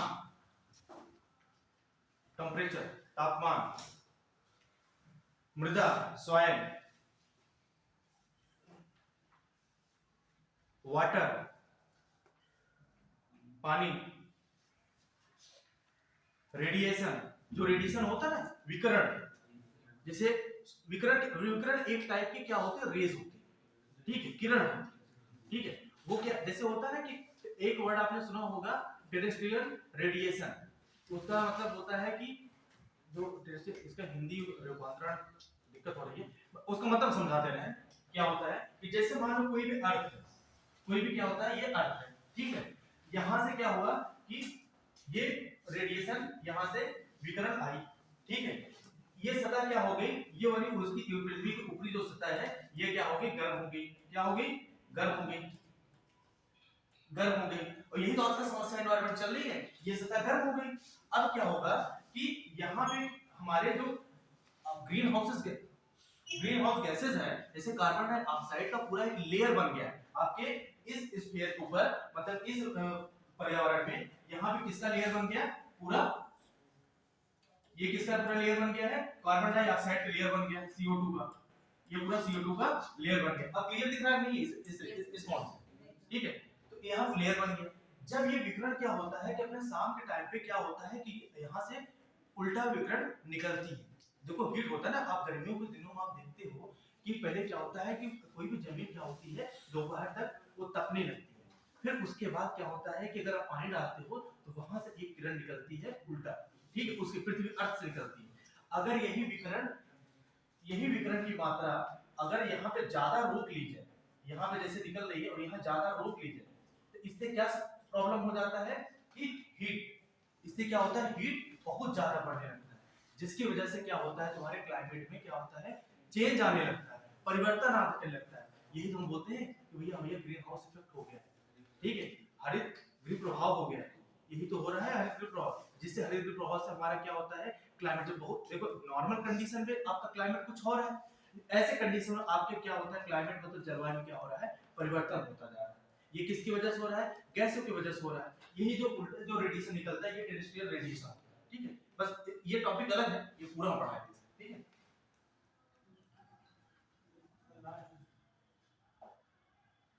तो पूरा क्लियर करना पड़ेगा।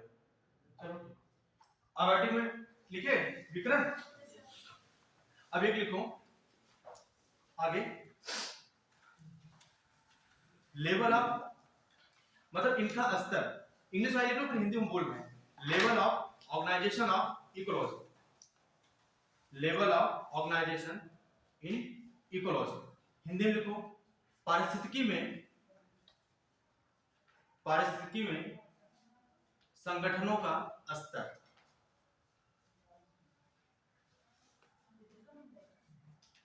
संगठनों का स्तर,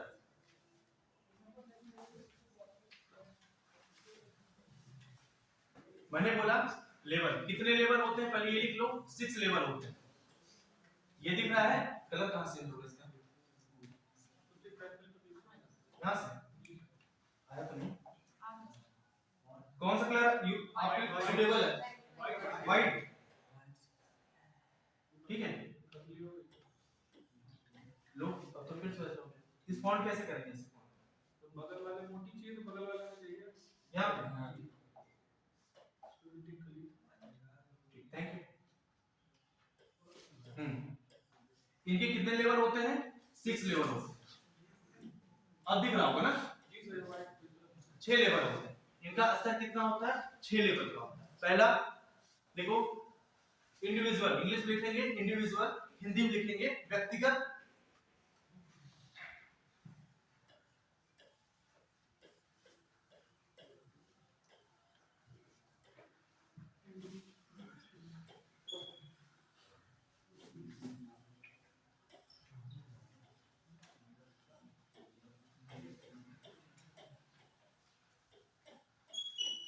दूसरा लिखेंगे पॉपुलेशन, जनसंख्या।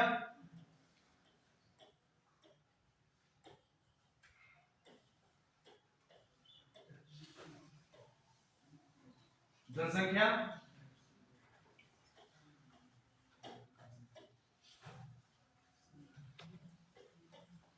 तीसरा लिखेंगे कम्युनिटी, समुदाय। दिख रहा है ना ये? कम्युनिटी, समुदाय। पहले बता रहा हूं यार, कौन बड़ा करने के लिए पतला पता चल रहा है।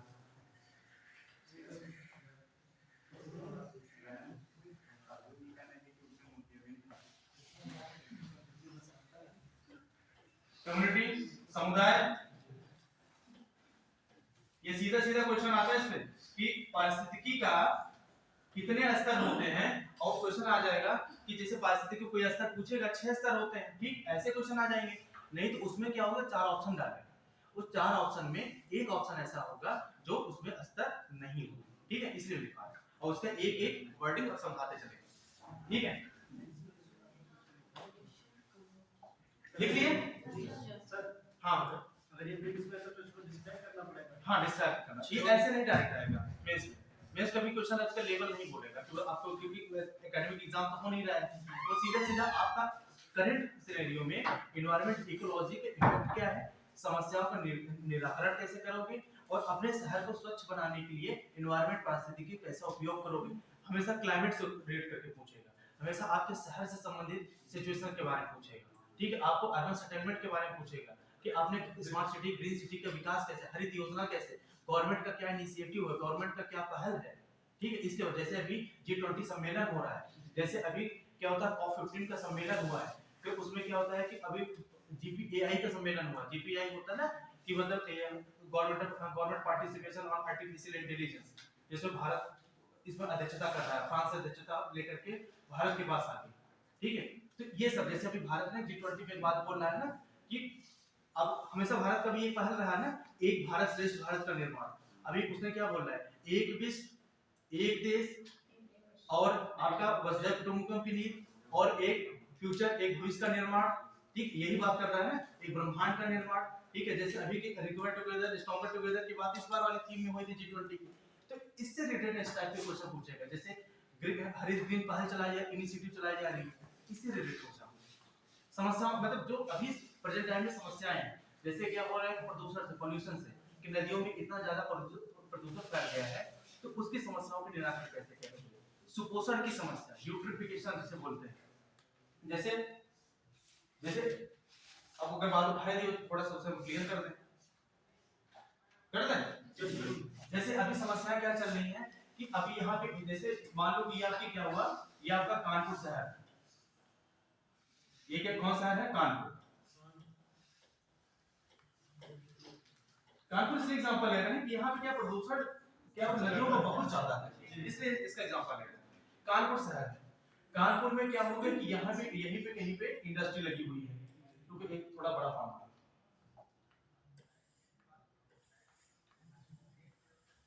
ठीक है।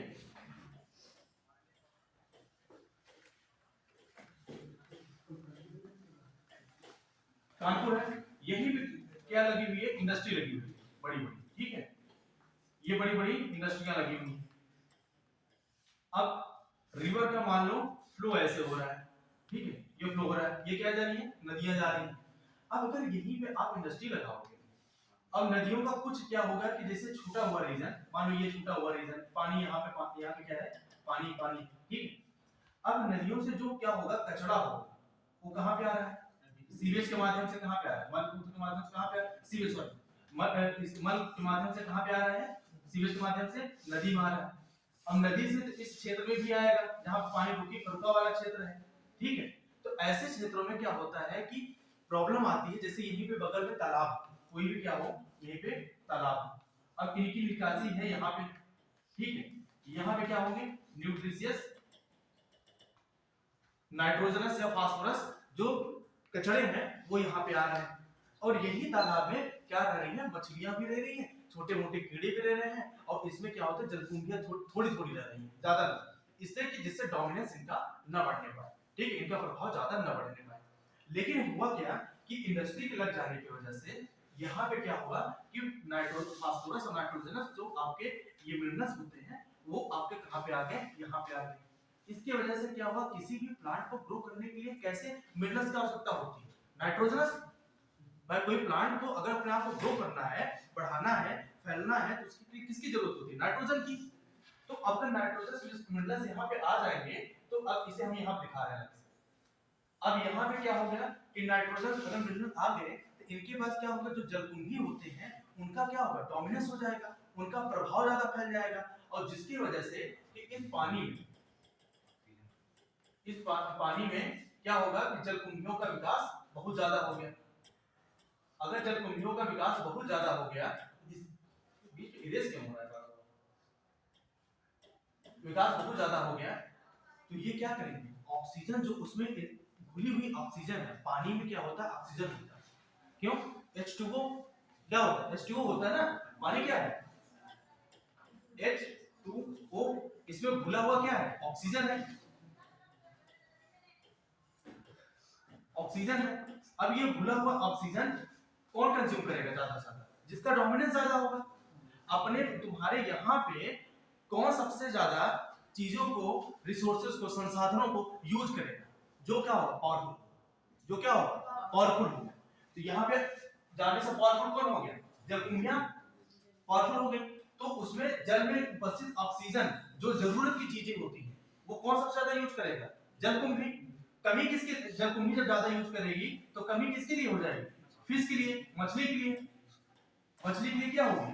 ऑक्सीजन की कमी हो जाएगी। जब कमी हो जाएगी ऑक्सीजन की, मछलियां क्या होगी? मरने लगेंगी।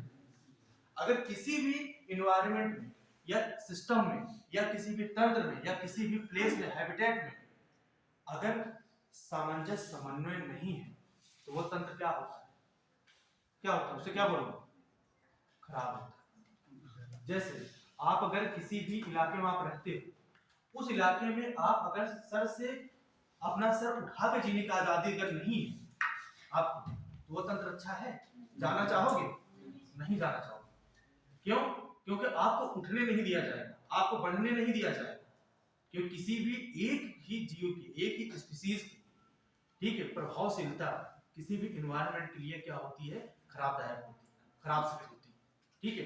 तो इसीलिए बोला जाता है ये कैसी समस्या है? इंडिया में सुपोषण की समस्या आती है। इसे क्या बोलते हैं? सुपोषण की समस्या। इसे निराकरण करने के लिए क्या करेंगे कि जो भी हमारा मल जाए यहाँ पे, उसे हम क्या करें? फिल्ट्रेशन करें। क्या करें? उसे हम फिल्टर करें। नदियों में जाने वाले मल को, सीवेज को हम क्या करें? फिल्टर करें, जिससे नदियों का पानी क्या रहे? स्वच्छ रहे। भाई इंडस्ट्री, उद्योग तो लगाओगे, रुकेगा तो है नहीं। जनसंख्या को आपको पेट भरना है, आपको विनिर्माण नीति लानी है, पॉलिसी का विनिर्माण बढ़ानी है, तो आप क्या करेंगे? फैक्ट्रियां लगाएंगे? लगाएंगे नहीं लगाएंगे? लगाएंगे। अगर लगाएंगे तो अब समस्या का समाधान कैसे करोगे? ये तो रुकेगा नहीं। तो आप क्या करोगे? जो भी मलमूत्र वहां पे जा रहा है, जो भी ऐसे मिनरल्स जा रहे हैं जिससे क्या होता है किसी भी एक स्पीशीज का क्या हो रहा है? डोमिनेंस हो रहा है, प्रभाव ज्यादा बढ़ रहा है, तो उसे कम करने के लिए उसे क्या करें? फिल्टर करेंगे कि जिससे ये सब ज्यादा जा ना पाए, जिससे पानी वहां खराब ना हो पाए, पानी हमेशा क्या रहे? स्वच्छ रहे। ठीक, ऐसी चीजें पूछी जाएंगी एग्जाम में, क्वेश्चन इस टाइप से आते हैं। और ये प्री का टॉपिक है, प्री में बहुत बार क्वेश्चन पूछा गया है कि सुपोषण क्या है, यूट्रोफिकेशन क्या है। इसे क्या बोलते हैं? यूट्रोफिकेशन। यूट्रोफिकेशन।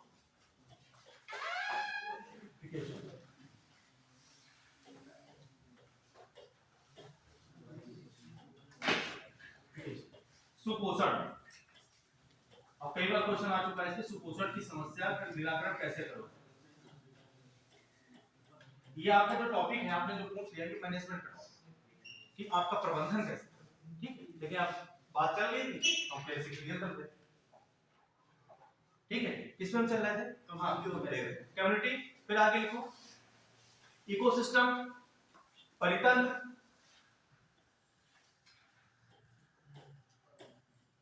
इकोसिस्टम,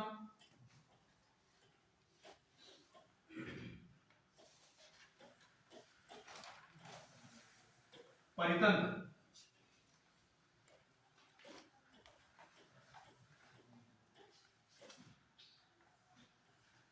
परितंत्र। आगे लिखो बायोम। बायोम को ना हिंदी में ही लिखना बायोम, क्योंकि बायोम का बायोम होता है, उसे बताएंगे भी क्या होता है बायोम।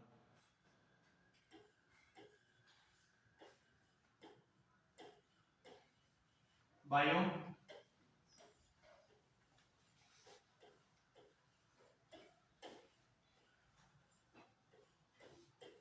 आगे लिखो बायोस्फीयर, जैवमंडल। बायोस्फीयर, अब वर्ड से कुछ पता चल रहा होगा, जैवमंडल, ठीक है।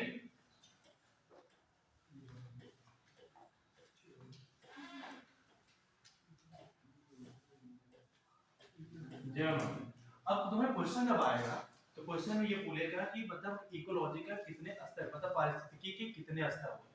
आप बताइए कितने स्तर होते हैं? 6 स्तर में कौन कौन सा पहला होता है? इंडिविजुअल। दूसरा कौन सा होता है? पॉपुलेशन। तीसरा कौन सा होता है? कम्युनिटी। चौथा, पांचवा, छठा, बायोस्फीयर। सबका एक एक अलग अलग वर्णन है, ठीक है। देखो बायोस्फीयर का भी हम आपको थोड़ा बता दे रहे हैं। बायोस्फीयर इसे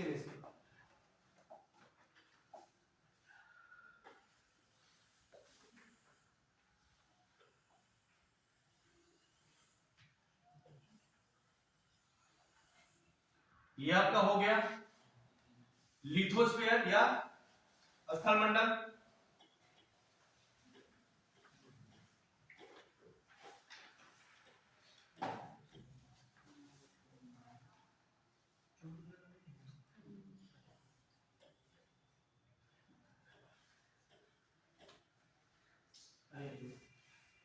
ये कैसे इरेज हो जाता है?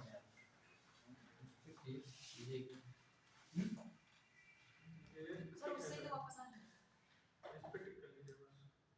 ए हो गया सर उस वाला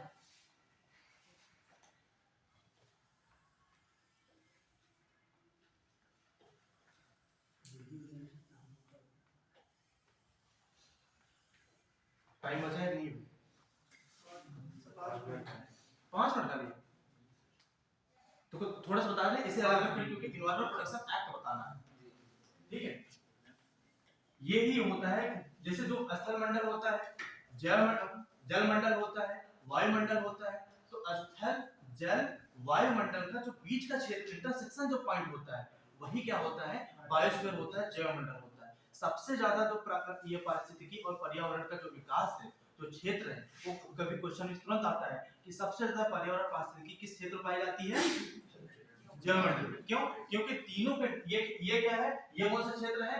ये मान लो जलमंडल है, ठीक है। ये जलमंडल है। ये क्या होता है? स्थलमंडल है। ये क्या होता है? स्थलमंडल है। ये आपका कौन सा मंडल है? ये वायुमंडल। अब इन तीनों मंडलों में बीच का सेक्शन जिसमें तीनों समाहित है, इसमें जल भी है, इसमें क्या है? इसमें जल भी है, इसमें थल भी है, इसमें वायु भी। तो ऐसे जो तीनों अवस्थाओं में जिस वनस्पति, जिस प्रकृति का विकास होगा, वो तीनों कहां पे है? इस अवस्था में। और इसी अवस्था में सबसे ज्यादा प्राकृतिक, सबसे ज्यादा पारिस्थितिक पर्यावरण का विकास होता है। क्वेश्चन कई बार आता है कि सबसे रिच अगर पर्यावरण या इकोलॉजी किसमें पाई जाती है? वो बायोस्फीयर में पाई जाती है। वो कहां पाई जाती है? यही जैवमंडल होता है, बायोस्फीयर। अब अगला पॉइंट लिखिए, बायोस्फीयर, ठीक है। इन्वायरमेंट प्रोटेक्शन एक्ट, पर्यावरण संरक्षण अधिनियम। अब कुछ अधिनियम की बात तो करते चले कि गवर्नमेंट का जो इनिशिएटिव क्या लाया गया।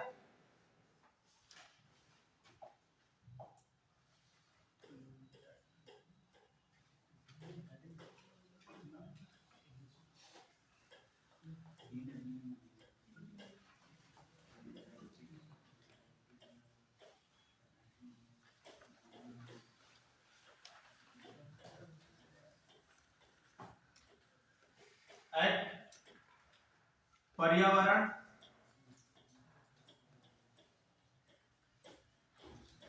संरक्षण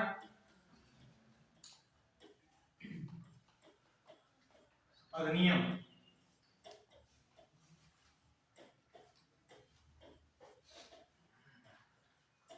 अधिनियम ये कब आया? 1986, 1986 1986 में लाया। अब एक बड़ी चीज समझा दे, एक्ट क्या होता है, बिल क्या होता है, तो शॉर्ट टर्म समझा दे रहे हैं, फिर आगे चलते हैं। एक्ट और बिल। एक्ट मतलब होता है अधिनियम, बिल मतलब होता है विधेयक। विधेयक, ठीक। अब क्या होता है कि जैसे मान लो सबसे पहले क्या होता है, ये आपका क्या होता है, पार्लियामेंट होता है। क्या होता है? पार्लियामेंट। पार्लियामेंट मतलब संसद। संसद। अब समझो कि कोई भी संसद के दो हाउस होते हैं, एक होता है क्या, राज्यसभा, दूसरा क्या होता है, लोकसभा। लोकसभा को हम क्या बोलते हैं, लोअर हाउस। क्या बोलते हैं, लोअर हाउस। और राज्यसभा क्या बोलते हैं, अपर हाउस। राज्यसभा क्या बोलेंगे, उच्च सदन, अपर हाउस। राज्यसभा को हम बोलते हैं उच्च सदन, लोअर हाउस को बोलते हैं, लोकसभा को बोलते हैं निम्न सदन। और इसमें जो रिप्रेजेंटेटिव होते हैं, जो चुनाव आप डायरेक्टली जो चुनाव करके आते हैं, वो कहां पे होते हैं, वो लोकसभा में। तो पर्यावरण की जो समस्याएं आ रही हैं, तो इनका निराकरण करने के लिए किसका दायित्व तो सबसे ज्यादा बनता है, जो आपके प्रतिनिधि हैं। आपके प्रतिनिधि हैं तो आपके गांव के बारे में, आपके शहर के बारे में, आपके कस्बे मोहल्ले के बारे में सबसे ज्यादा ध्यान किसका होना चाहिए, आपके प्रतिनिधि का, आपके नौकर का। आप क्या हैं, आप में इंडिया क्या है, डेमोक्रेसी कंट्री है, लोकतांत्रिक देश में आप ही क्या है, सर्वे सर्वा। वो आप हमारे क्या हो गए, वो नौकर, क्योंकि यहाँ पे काम करने वाले कौन, आपके प्रतिनिधि हैं, हम उनके प्रतिनिधि नहीं है, वो हमारे प्रतिनिधि हैं। हम उन्हें भेजे वहां पे कि हमारे समस्याओं का समाधान करने के लिए आप जाइए हाउस में, हम नहीं आएंगे, हम यहीं बैठेंगे, लेकिन आप हमारे लिए काम कौन करना पड़ेगा, आप करेंगे। और उसका संचालन दो टाइप्स होता है, एक होते हैं परमानेंट एग्जीक्यूटिव, मतलब परमानेंट मतलब क्या, लगातार जो बने रहते हैं, और एक होते हैं नॉन परमानेंट एग्जीक्यूटिव। तो नॉन परमानेंट पे ये सब आ जाते हैं, परमानेंट जैसे आईएएस हो गया, पीसीएस हो गया, ये ब्यूरोक्रेट्स हो गए, वो सब परमानेंट में आ जाते हैं। तो अब क्या होता है, इन्हीं प्रतिनिधियों के द्वारा क्या लाया जाता है, बिल लाया जाता है किसी भी समस्या। जैसे मान लो एनवायरनमेंट की सबसे बड़ी समस्या उसमें पॉल्यूशन का चुकी थी, प्रदूषण का चुकी थी। इसी प्रदूषण की समस्याओं का समाधान करने के लिए क्या लाया गया, बिल लाया गया। अब ये बिल अगर लोकसभा के सदस्यों द्वारा लाया जाएगा तो लोकसभा में, अगर राज्यसभा के सदस्यों द्वारा लाया जाएगा तो राज्यसभा में लाया जाएगा। तो मान लो कि ये लोकसभा के सदस्यों द्वारा ये लाया गया, अगर लोकसभा के सदस्यों द्वारा ये बिल लाया गया तो बिल यहाँ से क्या होगा, ये पास होगा। ये क्या होगा, यहाँ से ये बिल पास हो जाएगा, और फिर ये पास होकर के कहाँ में जाएगा, राज्यसभा में जाएगा। अब राज्यसभा में भी क्या हो जाएगा, ये पास हो जाएगा। ये क्या हो गया, पास हो गया। अब पास हो जाने के बाद से अब क्या होगा, अब ये क्या पास हो जाने के बाद से अब कहाँ पे जाएगा, प्रेसिडेंट के पास जाएगा, क्योंकि पार्लियामेंट का ही तीसरा कौन पार्ट होता है, प्रेसिडेंट, राष्ट्रपति होता है। अब इनके पास गया, अब इनके पास आर्टिकल 111 का ये यूज करेंगे। आर्टिकल 111 क्या है, आर्टिकल 111 असेंट टू बिल, ना असेंट टू बिल मतलब बिल को, जो भी आपका विधेयक होता है, विधेयक की सहमति देना, ठीक है। वो किस आर्टिकल में है, आर्टिकल 111 में है। अब इसी आर्टिकल का यूज करते हुए इंडियन कॉन्स्टिट्यूशन के वो क्या करेंगे, इस पे सहमति देंगे, और जैसे सहमति दिया तो ये बिल किसमें कन्वर्ट हो गया, ये बिल कन्वर्ट हो गया एक्ट, अधिनियम। ठीक, अब आगे चलें, ठीक है। तो हम क्या बोले थे, इन्वायरमेंट प्रोटेक्शन एक्ट 1986, ये किस लिए लाया गया था? टू फाइट हिंदी लिखवाएंगे जरूर और सामने होना, टू फाइट, हाँ मतलब बोल रहे हैं, पहले लिखवाएंगे जरूर, टू फाइट एनवायरमेंटल पॉल्यूशन,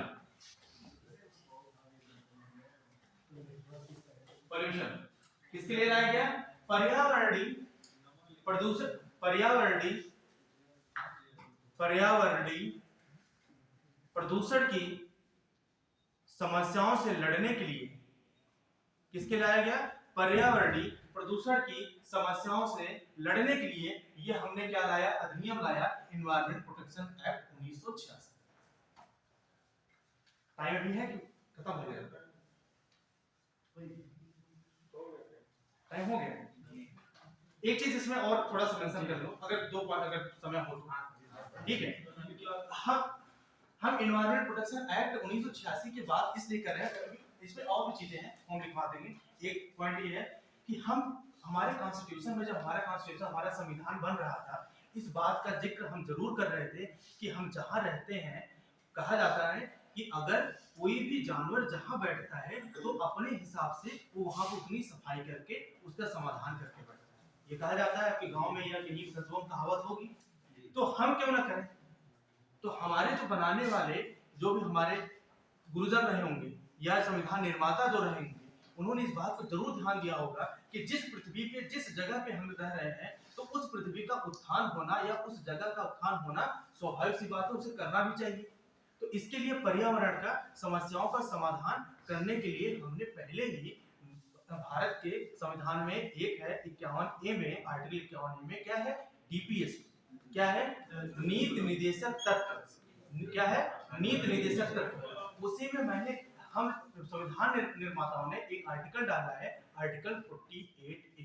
क्या आर्टिकल? अब इससे क्या संबंधित? देखो एग्जाम में कहीं से भी क्वेश्चन तुम्हें मेंस में पूछ सकता है, तो वहां ये मेंशन कर दोगे कि भारतीय संविधान में, इंडियन कॉन्स्टिट्यूशन में, हमने नीति निर्देशक तत्वों में ये राज्यों का कर्तव्य हो जाता है कि वो अपने यहाँ की पर्यावरण का इंप्रूवमेंट करे, उसे क्या करे? पर्यावरण को बढ़ाए और उसका संरक्षण करे। तो ये किस आर्टिकल में है? Article 48A। इसी बात को ये क्या, अब ये अधिनियम बनने से हमें किस आर्टिकल के बारे में सुनिश्चित मिल रही है? आर्टिकल 48A, और दूसरा आर्टिकल क्या बोलोगे? 51A। ठीक है। अब हमारे ये पॉलिटी का उतना वो सब्जेक्ट नहीं है कि किस कमेटी के थ्रू आया, किस अमेंडमेंट थ्रू आया, 42, ठीक है। तो अभी यहीं पे समाप्त करते हैं, ठीक है। क्यों? इसकी वजह से ये होता है कि अगर किसी भी इन्वायरमेंट में, एक मिनट, अगर कहीं पे भी अगर इन्वायरमेंट स्वच्छ होता है, इन्वायरमेंट क्या होता है? पोल्यूशन नहीं होता है, तो उस कम्युनिटी का विकास कैसे होगा? स्वस्थ होगा।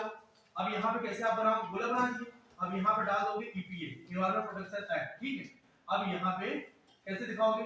इसकी वजह से क्या होगा? हमें क्या विकास करना है? स्वास्थ्य का। किसका विकास करना है? स्वास्थ्य का। किसका विकास करना है? स्वास्थ्य के साथ किसका? समुदाय का, कम्युनिटी का। और किसका विकास करना है? स्वास्थ्य साथ कम्युनिटी के विकास होने के साथ क्या होगा? ये किसी भारत का, अच्छे भारत का निर्माण होगा, अच्छे भारत का निर्माण होगा। अच्छे भारत के निर्माण से जो आज के समय में हमारा एक विजन है, एक भारत श्रेष्ठ भारत, एक भारत श्रेष्ठ भारत के निर्माण में हमें मदद मिलेगी, ठीक है। अब इसमें थोड़ा बहुत पॉइंट डिस्कस करते चलेंगे तो आपका माइंड फिट रहेगा, ठीक है। Thank you sir. हाँ भैया, हाँ सर वो जो थर्मल होता है पेट्रोल, हाँ सर वो कैसा होता है? डिकम्पोजर होता है पेट्रोल? नहीं, डिकम्पोज वो तो पैरासाइट हो गया ना, होस्ट हो गया, तो वो डिकम्पोजर कैसे होगा? वो तो अपने न्यूट्रिशन के लिए आपके ऊपर है, वो आपको डिकम्पोजर। एक सेकंड, अगर क्वेश्चन, एक सेकंड, अरे पूछ रहा था, समझा। देखो डिकम्पोजर क्या होता है कि वो आपको क्या करेगा? कंपोज करेगा, तोड़ेगा। वो आपको तोड़ नहीं, अब खटमल, अगर खटमल है या कोई भी लीच, मतलब कोई व्हील होती है, अगर वो आपके सर में है या आपके शरीर पे खून चूस रही है, वो आपको डिकम्पोज नहीं कर रही है, सर लेकिन जो खटमल होता है वो तो जैसे फर्नीचर में तो निर्जीव चीज पे हो गया देखो देखो खटमल हम वही बोल रहे हैं, वो पैरासाइट होता है। हम कह रहे हैं, क्या खटमल क्या आपसे ब्लड नहीं खींचता है? निर्जीव चीज पे वास करता है, क्या आपसे ब्लड नहीं खींचता है?